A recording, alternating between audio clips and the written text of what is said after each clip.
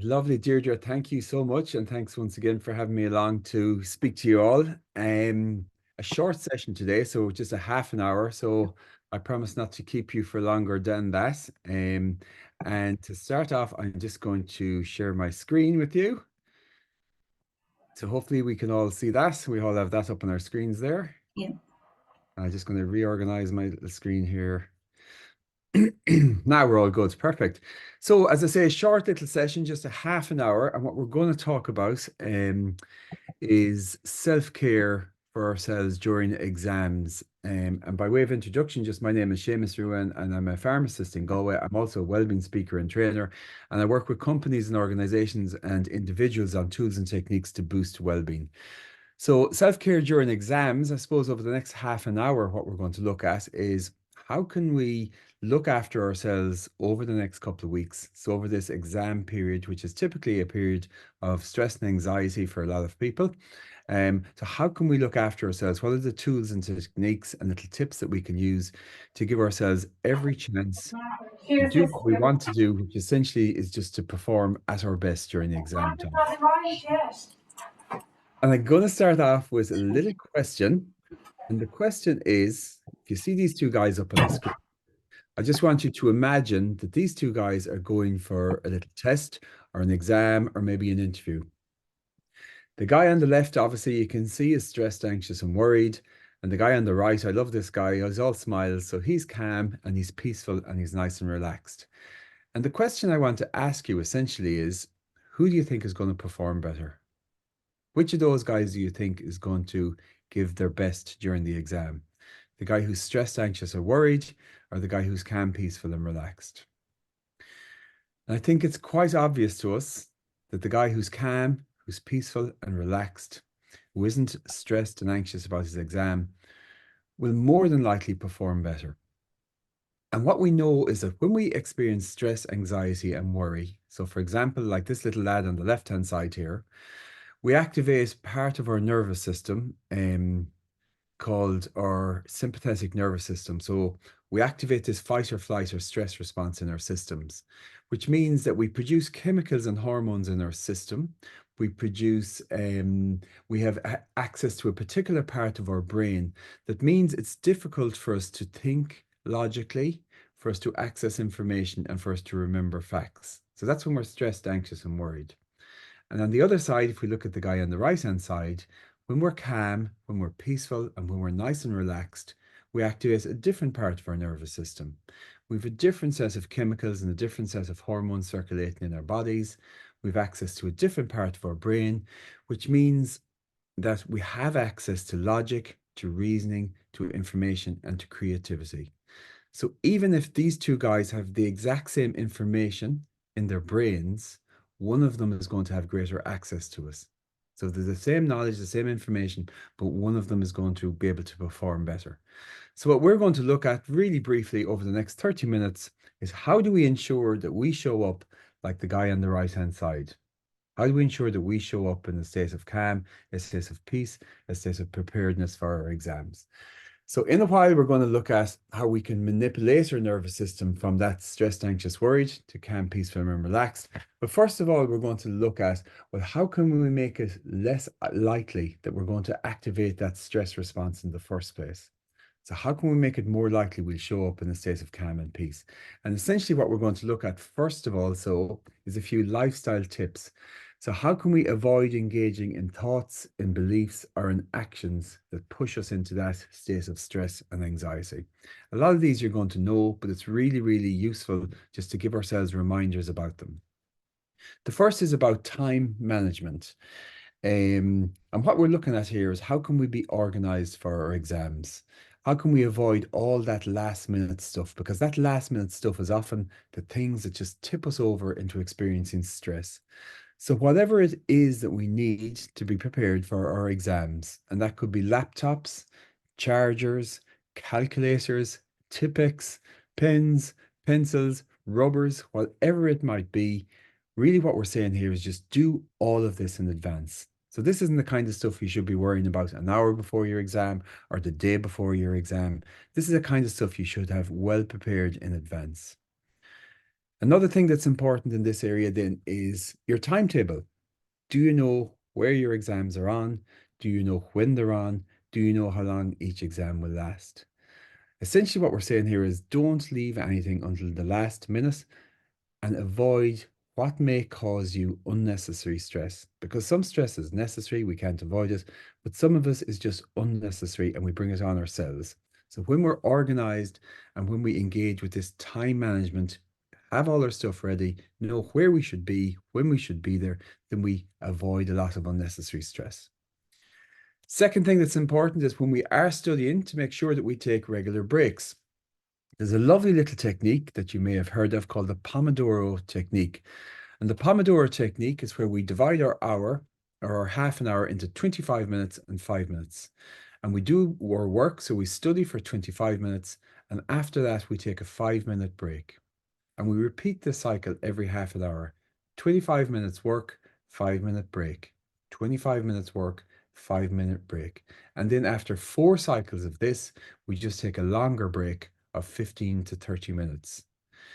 And this is really, really, really effective because it helps us to foster a little balance. It promotes us to take a regular break and discourages this tendency just to keep working and keep working. It gives us a structured kind of a work rest interval. And that helps us to avoid fatigue, mental fatigue, burnout, and helps us to maintain focus. So you may have heard of that technique before. It's called the Pomodoro technique. But all it does is it ensures we do our work, we take a little break. We do our work, we take a little break. And that, as I say, helps us to maintain focus and concentration. So that's taking regular breaks. The third thing is to make sure that we get good quality sleep. Younger generations, and I might be talking to a lot of the younger generation today, I'm not sure, but younger generations typically don't value sleep as much as older generations. But it's really, really important when it comes to performance, when it comes to mental and physical health. 7 hours is what's recommended in general, and 8 to 9 hours is more suitable for teenagers. Some people obviously study into the night and try and burn the candles at both ends, but that's really, really not a good policy because we know that there is a close connection between sleep and academic performance.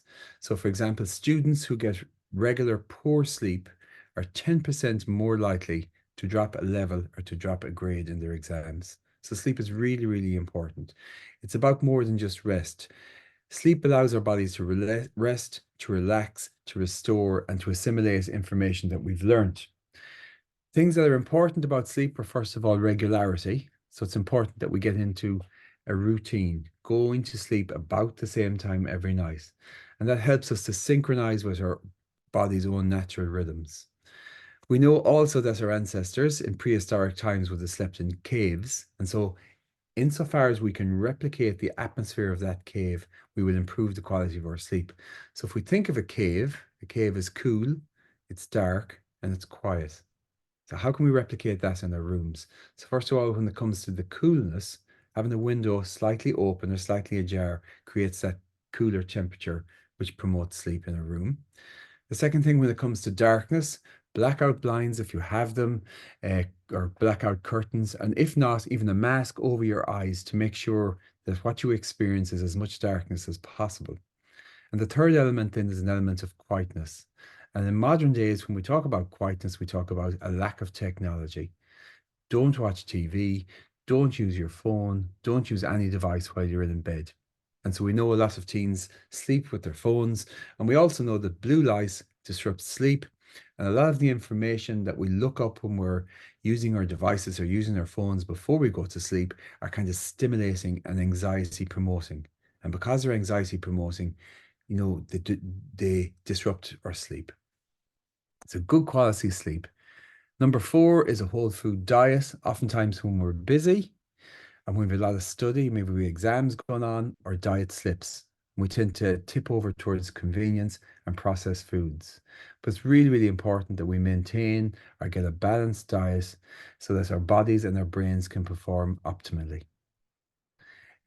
What also changes when it comes to our diet during periods of stress is how we eat. Oftentimes, if we're stressed, we eat quickly, which puts a strain on our digestive system. Sometimes we can overeat. So we can feel maybe stressed and anxious, and we eat to compensate for that. And that can put a strain on our entire body. And other times people can feel a little bit queasy, a bit nervous, and so they stop eating. As a result, their blood sugar levels decrease and they decrease concentration. Excuse me.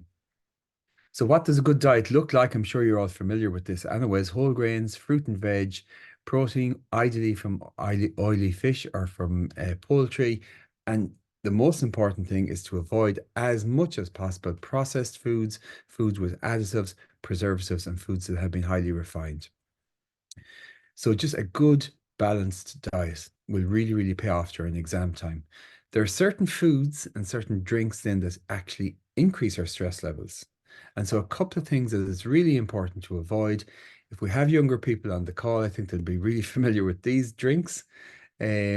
So what we're saying here is to avoid caffeine. So that's tea, coffee, or these high energy drinks, Monster and Red Bull and the likes of those. The reason it's important because caffeine is a stimulant in our body. And what that does, it stimulates our nervous system, it stimulates our heart, it stimulates our breathing, it stimulates our adrenal glands, which is where our stress hormones are produced. And as a result, it triggers stress. So, after a Red Bull, after a Monster, sometimes we can feel a little bit jittery. And that essentially is the stress response being produced or being stimulated in our systems. So, we don't want that during exam time. So, it's a bad idea to consume energy drinks or coffee essentially during exam time. And the second thing along the same lines, it's important that we, to whatever extent we can, that we would just avoid sugar. When we take sugar, our body interprets that increased sugar as stimulating our stress response. Because when we get stressed, our body dumps a load of sugar into our blood to give us energy to fight our attacker or to flee from our attacker. And so when we consume large amounts of sugar, our body misinterprets that as being a stress response. So really, really important that we avoid caffeine drinks and sugar drinks. And then the last thing in this area, just lifestyle tips, is to make sure that you get out and move your body.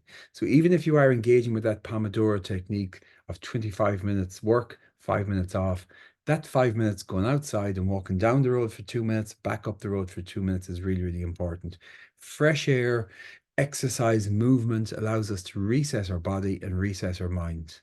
And we know people who exercise or who move their bodies cope better with stress. They recover more rapidly when they do experience stress or anxiety. And the reason for this is when we experience stress, we get these chemicals released into our body. And when we move our bodies or exercise, we use up the chemicals and our bodies just return back to zero, return back to normal. So there are the few little lifestyle tips. Just to summarize them briefly for you: time management, making sure you're organized, avoiding avoidable stress, taking regular breaks while you're studying, making sure you get good quality sleep, allowing you to reset, eating a balanced diet to maintain constant blood sugar levels, avoiding caffeine, avoiding sugar so we don't stimulate that stress response, and getting outside in the fresh air, excuse me, taking regular exercise. So those are the lifestyle tips, and you may know some or all of them, but it's one thing knowing them. It's another thing then putting them into practice. Really important over these few weeks that we do actually put them into practice. And what we will find that even if we follow all of these tips, that we will still experience stress or anxiety. But that's not necessarily a reason to worry. There's loads that we can do to reverse that stress and that anxiety that we may experience. So I'm just going to go through a few little tips in that regard now. So first of all, the aim of the game here is stress management, not elimination. We're not looking to remove stress completely from our lives. All we're looking is how can we manage it a little bit better? Because as human beings, we're actually built to experience stress, and a certain amount of stress is actually good for us. It helps us to perform. So for example, can you imagine if you have an exam next Monday and you're sitting on the couch watching TV for the last 4 hours? Isn't it important that you'd experience a degree of stress? Because that stress or that anxiety would motivate you to get up off your ass and do a little bit of study. This graph, I think, sums it up really, really well. So you see down the bottom left-hand side here, we have no stress. So when we've no stress, we're bored. We've no motivation to get up and do anything. So our performance suffers. And if you go over to the bottom right-hand side here, we have a situation where we experience high stress and anxiety. So we're experiencing high stress that's detrimental to our performance. And if you see this area in the middle, then this is called the area of best performance. And this is where we experience a moderate degree of stress, and that motivates us to give our best performance. So stress actually helps us. The right amount of us is enhancing at just the right dose. And I'm sure you'll kind of know this yourself to be true, won't you? Because we all will have experienced times in our past when an experience of stress will allow us to perform really, really well. And that could be, for example, in a sport, it could be in a match, or it could be previously in an exam. We feel a little bit stressed, we perform at our best. And so if you're asked the question, how much stress do you need to perform at your full potential? It's important that we know that the answer is not zero. So it's not that we don't need any stress. We need a certain amount of stress, and then we need to be able to handle this, to cope with this when the stress becomes a little bit excessive. So how do we go about that? So when we get stressed, we stimulate in our bodies something called the stress response, also called the fight or flight response. And this is a reaction that's present in our bodies since prehistoric times. Your caveman ancestors had to be able to, if they were under threat, if they were being maybe pursued by an attacker, a lion, a tiger, or something, they had to have this ability to either fight that attacker or flee from the attacker. And this is our fight or flight response. It's where chemicals called adrenaline and cortisol are released into our systems and lead to these dramatic changes in our body.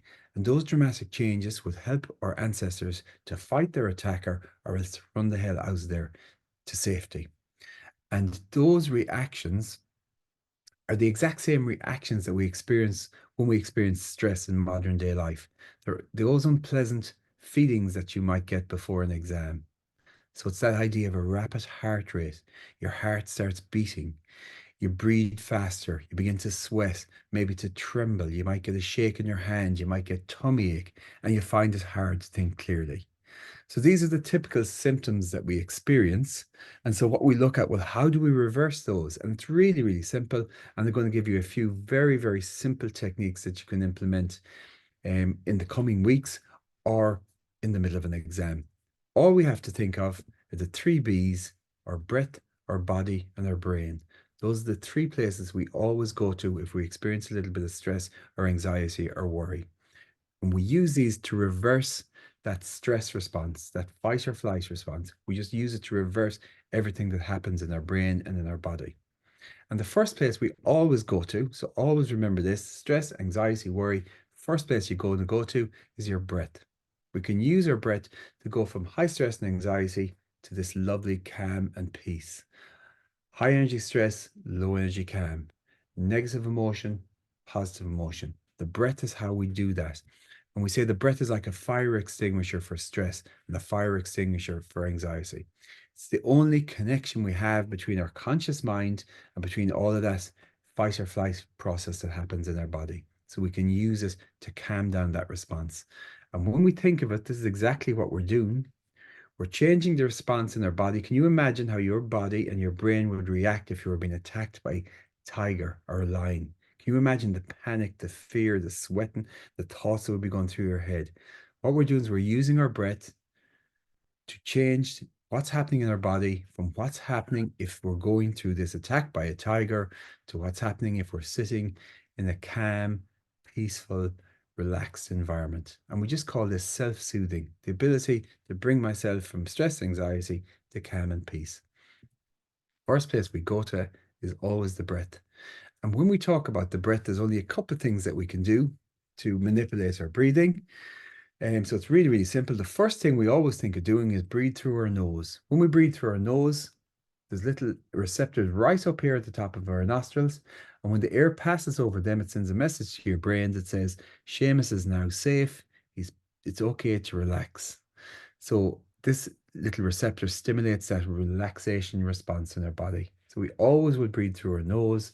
We breathe deeply, we breathe slowly, and we extend our exhalation. It's as simple as that. A deep slow, and extended exhalation means, say, if we breathe in for a count of 4, we'll breathe out for a count of 8. So we take longer to exhale than we do to inhale. So I'm going to actually go through a little practice of that. So we're going to do about 2 minutes of a breathing practice. And the breathing practice is one that's easy for you to remember. It's really, really simple, but very, very effective. It's called a 4-8 relaxing breath. In this, we're simply going to breathe in for a count of 4 and breathe out for a count of 8. I'm going to repeat that for 10 rounds. I want you to notice after the 10 rounds, that feeling of calm and that feeling of peace that will come over you. And this is simply in 10 breaths. So this is a technique that will only take 2 minutes to work. So I want you all to sit up nice and straight, just to make sure we know how to breathe deeply. We're going to put our left hand on our chest, our right hand on our tummy. And when you take a deep breath, if you can see from the screen there, when you take a deep breath, it's the lower hands, the right hand, that should move. So your tummy goes out. So watch my right hand. You can see it extending there with the breath.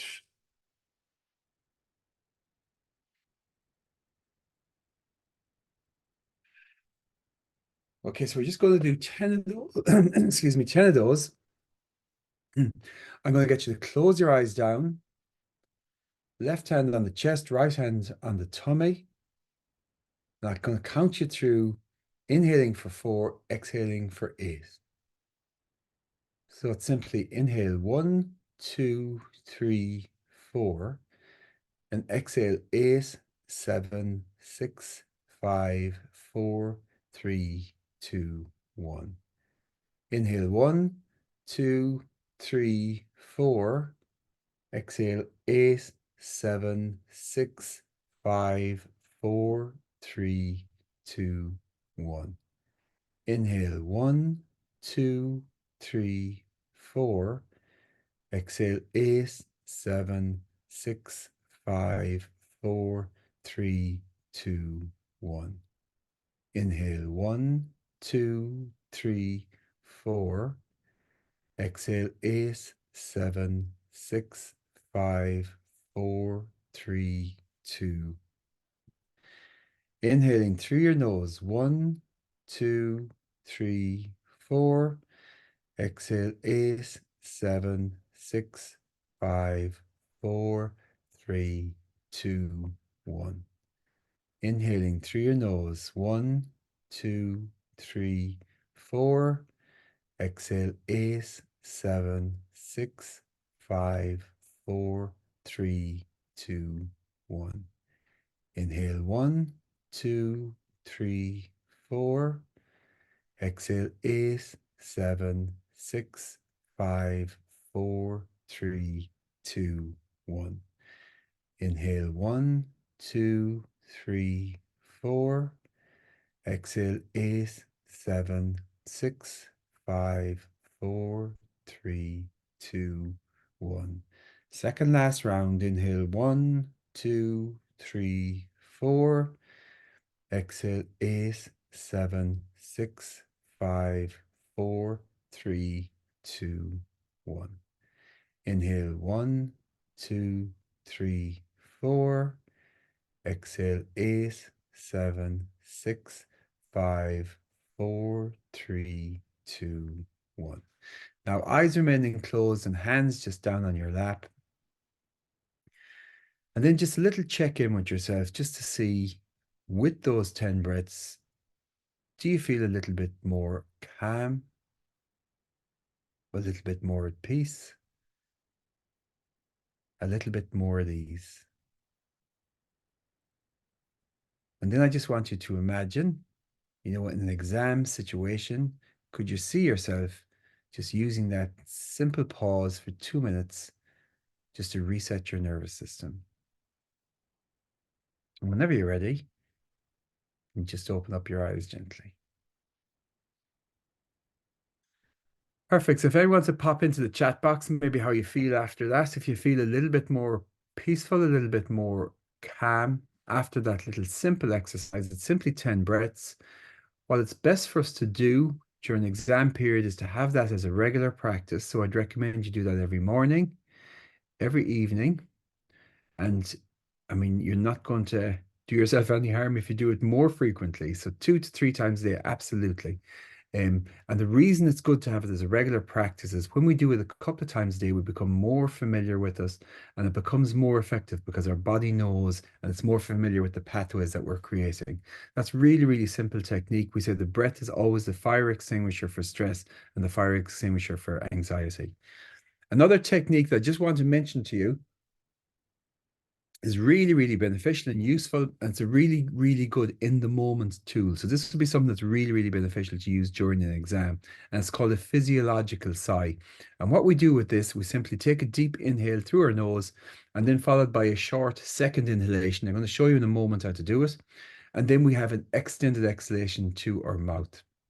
And sometimes people report an immediate reduction in stress and anxiety when they do that even once, but it's okay to repeat it 2 or 3 times. So really, really simple. So it's a deep inhalation through our nose, followed by a little top up. So a short second inhalation, and then by an extended exhalation. So it's simply like this. If you just want to watch on the screen, so we just go.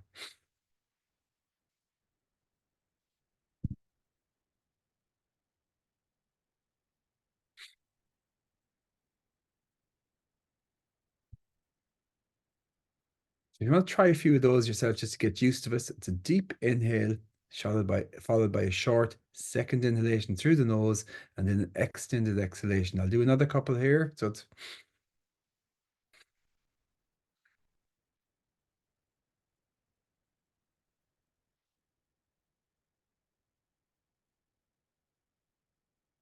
What's really, really, really effective, and it's a great, as I say, in the moment tool. That's something you could absolutely use really easy in an exam.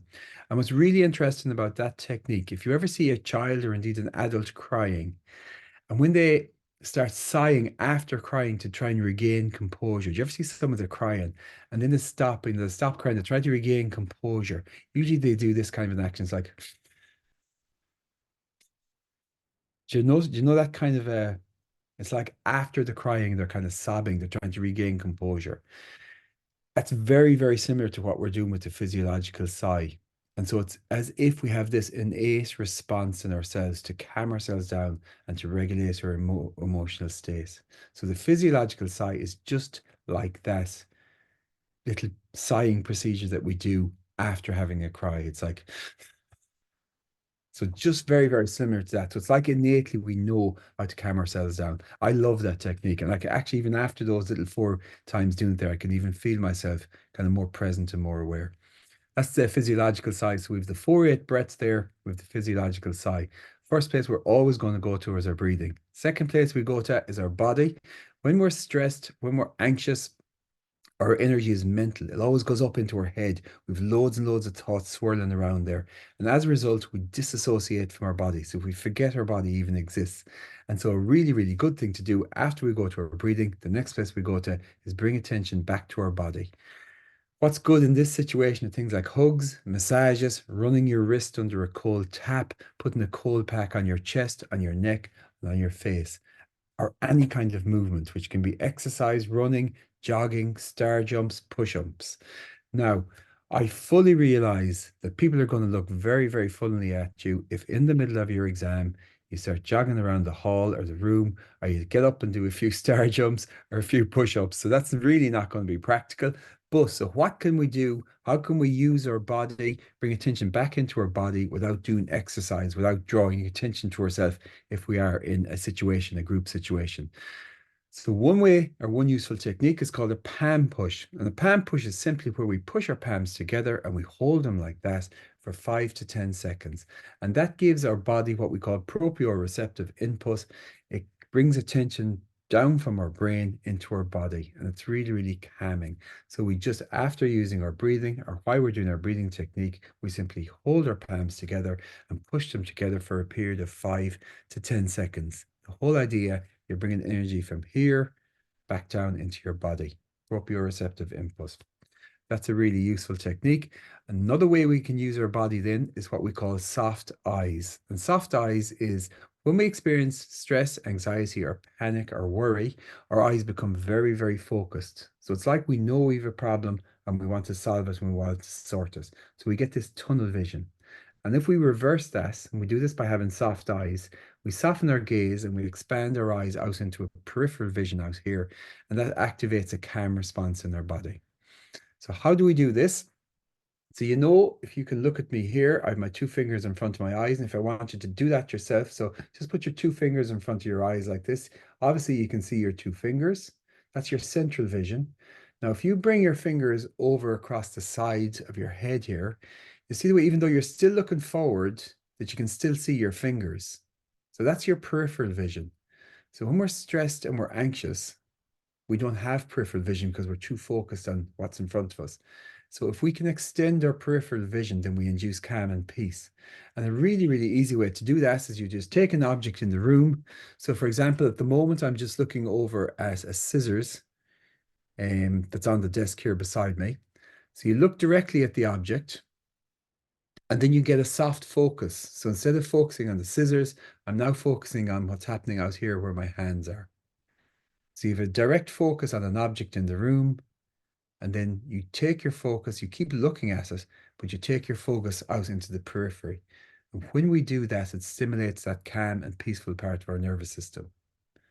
So if you want to just try that in your own, pick an object in the room. It could be a picture, a computer, something a little distance away from you. Just look at it directly and then just expand your vision to have a softer focus so that you're more aware of what's happening in the periphery. That's just called soft eyes. Once again, another useful technique, you can easily use that during an exam. So what would happen if we're in the exam, we're stressed, we're anxious, we can do our 4-8 breathing pattern, or we can do our physiological sigh. We can do a palm push, 10 seconds of pushing our palms together, and we can do a nice soft focus. Really, really easy ways. We're using our breath, we're using our body to induce calm, induce peace. And then the last part of the equation is the B for the brain.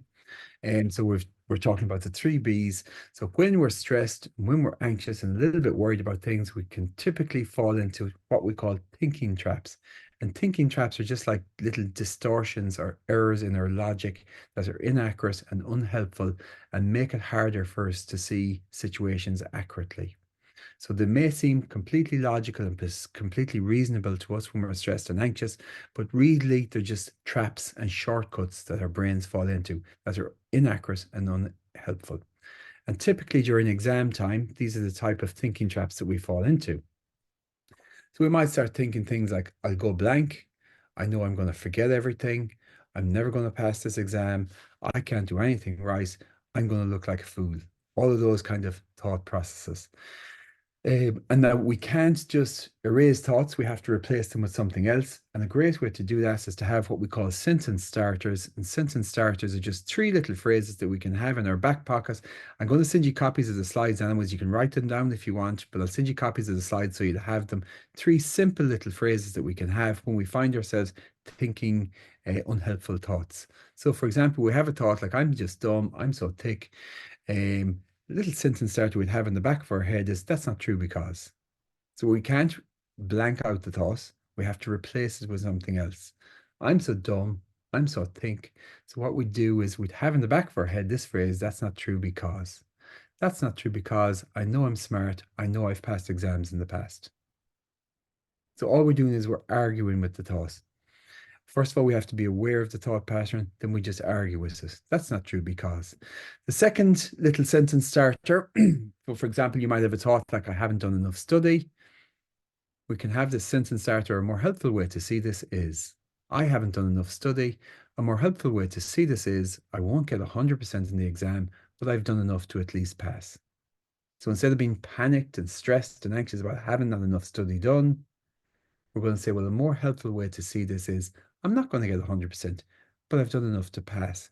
And so we're changing our nervous system from stress, anxiety, worry to being a bit more calm and more peaceful, which means we've more access to more information in our brain, which means we become a little bit smarter. We've more access to what we've learned. And the third one that we use then is, if X happens, I will Y. So maybe you're worried, I'm going to freak out during the exam. Everyone's going to be looking at me because they know I'm panicking. I'll freak out. If X happens, I will Y.